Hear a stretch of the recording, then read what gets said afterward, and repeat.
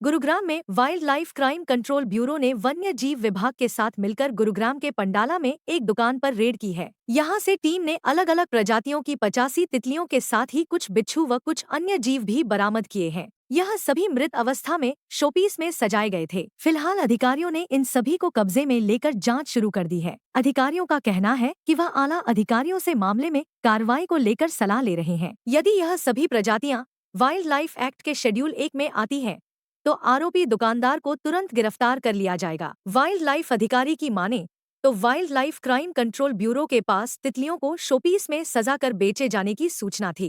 इस पर टीम ने गुरुग्राम वाइल्ड लाइफ विभाग की टीम के साथ मिलकर पंडाला एरिया में एक दुकान पर रेड की, जहां से यह सारा सामान बरामद किया है। हमें 7 तारीख की शाम को WCCB wild life crime control bureau से एक इनपुट मिला था कि सेक्टर 23 में पंडाला एरिया में कोई एक शॉपकीपर है जो कुछ बटरफ्लाइज या कुछ इंसेक्ट्स बीटल्स का ट्रेडिंग कर रहा है। तो उनको सहयोग करने के लिए हमें आदेश मिला था। तो उनकी कुछ टीम आई, हमारा वाइल्ड लाइफ डिवीज़न का कोई स्टाफ जो कंसर्न इंस्पेक्टर हैं, फील्ड स्टाफ है, वहाँ गया। तो काफ़ी मात्रा में wild life species show cases में और डेड पोजीशन में थी वो, ताकि वो उनको एक ट्रॉफी के रूप में या उनको कुछ केस में फिक्स करके वो ऑनलाइन अपनी सेलिंग कर रहा था। तो लगभग 85 स्पीसीज 85 हमारे पास बटरफ्लाइज का हमने रिकवरी किया है। कुछ बीटल्स हैं लगभग 8-10 के आसपास, कुछ स्कॉर्पियंस हैं और वो हमने उनको सील किया है।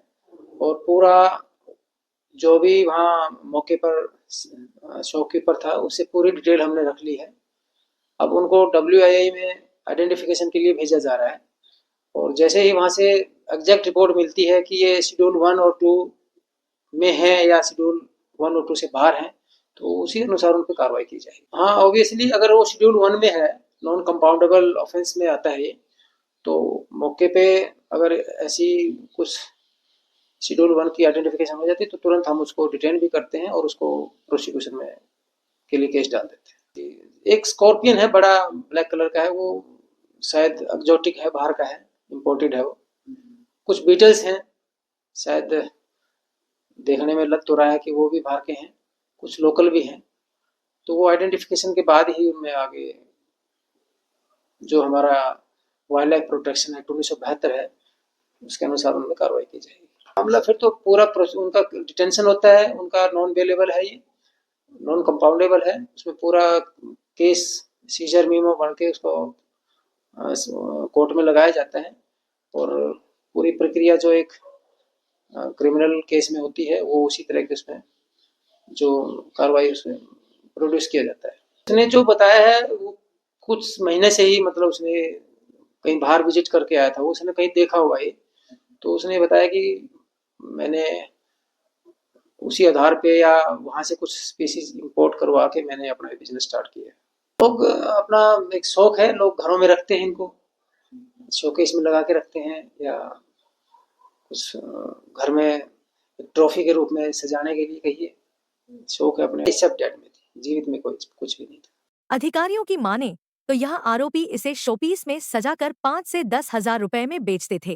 प्रारंभिक पूछताछ में सामने आया है कि इन्हें बेचने वाला दुकानदार कहीं बाहर गया था, जहां उसने इस तरह से वन्य जीवों को शोपीस में रखकर बेचते देखा, जिसके बाद उसने इसकी यहां शुरुआत की। इनकी बिक्री वह ऑनलाइन माध्यम से ही करता था। फिलहाल अधिकारियों ने दुकानदार की पूरी जानकारी अपने पास जुटाने के साथ ही यहां से बरामद तितलियों, बिच्छू और अन्य वन्य जीवों को कब्जे में लेकर लैब में भेज दिया है।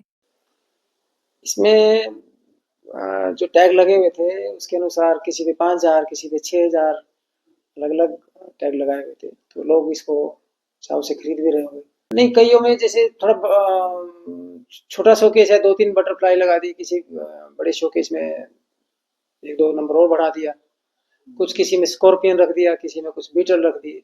इस तरह अलग-अलग इंसेक्ट के साथ उनमें अलग-अलग कीमत फिक्स की निर्धारित की हुई थी। मैं सभी से निवेदन करूँगा कि सभी को जीने का अधिकार है, अपने शौक पूरे करने के लिए किसी जानवर को मारकर या किसी जानवर को मुर्दा रूप में सजाने के लिए घर में रखना, ये मानवता के बिल्कुल विपरीत है।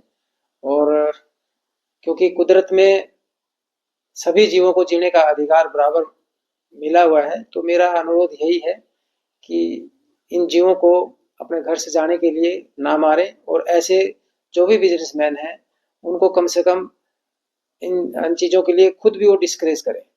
और एक ये बायोडाइवर्सिटी का एक पार्ट है हमारा, सभी जीव उसमें अपना योगदान देते हैं पर्यावरण में, तो ये इस तरह की चीज़ें एक बिजनेस के रूप में स्थापित नहीं की जानी चाहिए। अब अधिकारी लैब रिपोर्ट आने व अधिकारियों के अगले आदेश का इंतजार कर रहे हैं। आदेशों व रिपोर्ट के आधार पर आगामी कार्रवाई अमल में लाई जाएगी। फिलहाल दुकानदार को विभाग ने अपनी नजरें जमा ली है।